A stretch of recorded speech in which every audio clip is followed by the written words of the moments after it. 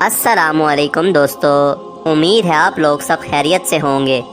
आज का हमारा टॉपिक है कब्र का लर्ज़ा खेज़ हाल और कब्र का अज़ाब और मौत को याद करने के बहुत से फ़ायदे।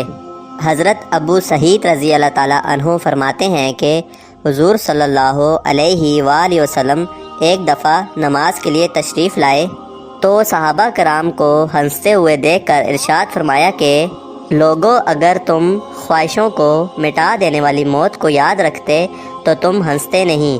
ख्वाहिशों और सुकून को ख़त्म करने वाली मौत को याद किया करो।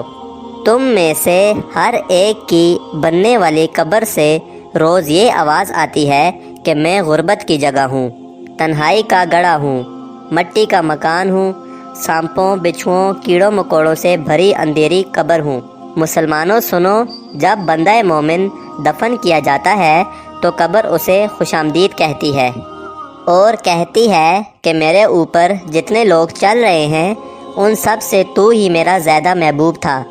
आज मैं तेरी वाली बनी हूँ और तू मेरे बस में है।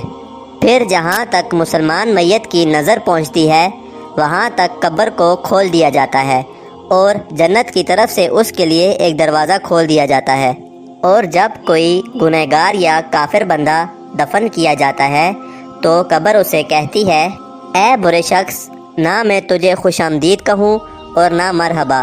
सुन, मेरे ऊपर जितने लोग चल रहे हैं उनमें से मैं तेरी सबसे ज़्यादा दुश्मन थी। आज तू मेरे काबू में आया है। देख किस तरह मैं तुझसे बदला लेती हूँ।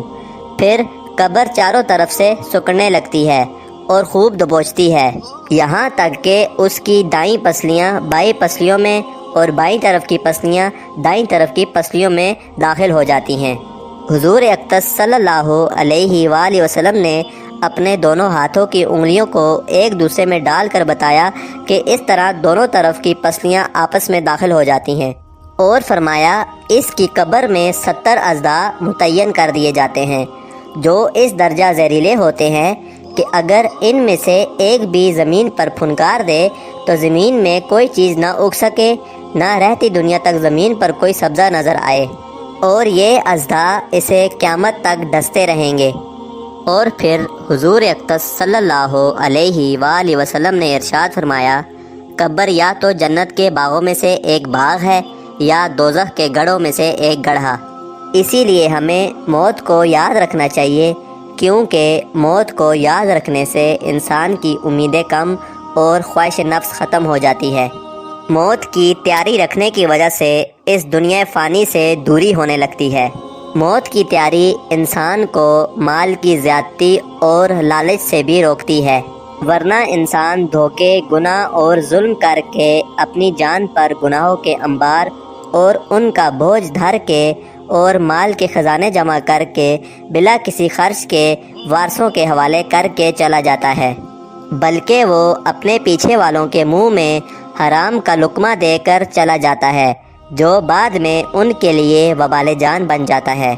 लेकिन अगर इंसान को मौत याद रहे और मरने के दिन की तैयारी करता रहे तो वो इन सब नाजायज़ और बुरे कामों से बच जाता है और वो अपने माल को अल्लाह ताला की रज़ा की राह में खर्च करता है।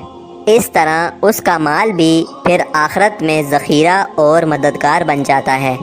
मौत की याद इंसान को तौबा करने पर आमादा करती है, दूसरों पर जुल्म व सितम और उनका माल खाने और उनके हुकूक की हक तलफ़ी करने से बाज रखती है। मौत को याद रखने से इंसान बहुत से गुनाहों से बच जाता है और रूहानी बीमारियों से भी महफूज हो जाता है। हुजूर अक़दस सल्लल्लाहु अलैहि वसल्लम का गुज़र दो ऐसी कब्रों पर हुआ जिन पर अज़ाब हो रहा था। हुजूर अक़दस सल्लल्लाहु अलैहि वसल्लम ने फरमाया, इन पर अज़ाब किसी बहुत बड़ी बात पर नहीं हो रहा, बल्कि इनमें से एक शख्स पर कब्र का अज़ाब इसलिए हो रहा है कि ये शख्स पेशाब की छींटों से नहीं बचता था, और दूसरे शख्स पर इसलिए अज़ाब हो रहा है कि ये चुगलखोरी करता था। इससे ये साबित होता है कि गुनाह का छोटा सा अमल भी हमें कब्र के अज़ाब तक पहुंचा देता है। عذاب قبر کی شدت کے حوالے سے حضرت برا رضی اللہ تعالیٰ عنہ سے روایت ہے کہ ہم حضور اقدس صلی اللہ علیہ وآلہ وسلم کے ساتھ ایک جنازے میں شریک تھے۔ آپ صلی اللہ علیہ وآلہ وسلم قبر کے کنارے بیٹھ کے رونے لگے، حتیٰ کہ مٹی آپ صلی اللہ علیہ وآلہ وسلم کے آنسوؤں سے تر ہو گئی۔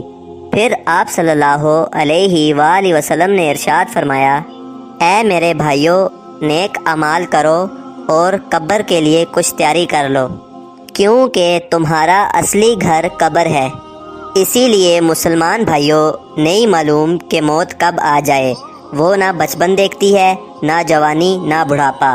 لہٰذا اللہ کو راضی کرنے والے نیک عمل کرو جو قبر کی تاریکی، پل صراط اور حشر کے روز کام آنے والے ہوں۔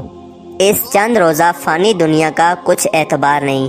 اللہ تعالیٰ سے دعا ہے کہ اللہ تعالیٰ ہم تمام مسلمانوں کو موت کو کثرت سے یاد کرنے اور اس کی تیاری کرنے کی توفیق عطا فرمائیں اور ہمیں قبر کے عذاب سے محفوظ رکھیں۔